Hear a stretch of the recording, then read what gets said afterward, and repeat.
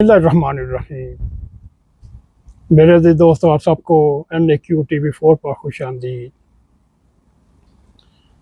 आज सैलम सेकर के लिए एक खुशखबरी की उम्मीद नज़र आ रही है।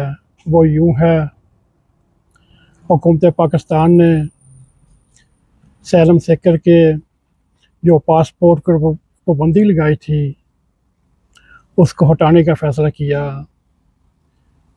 हम हैं पाकिस्तान के चेयरमैन मोहतरम महमूद सईद साहब से हम मुकम्मल तफसीलात सुनते हैं।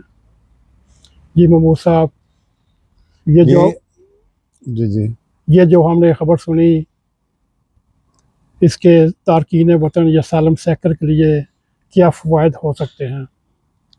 जी अस्सलाम वालेकुम। बहुत शुक्रिया नईम साहब आपका, आपने मौका दिया है। ये बहुत बड़ी खबर है कि सालम सीकर पर जो 6 जून को पाबंदी लगी थी तो वो हट गई है।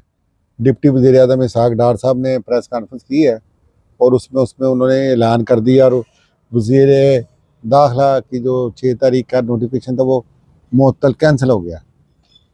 अब ये पाबंदी क्यों लगी थी ये आज तक सीगा राज है, मुहम्मा बना हुआ है, और क्यों हटाई है इसकी थोड़ी बहुत समझ आती है, ज़्यादा नहीं समझ आती।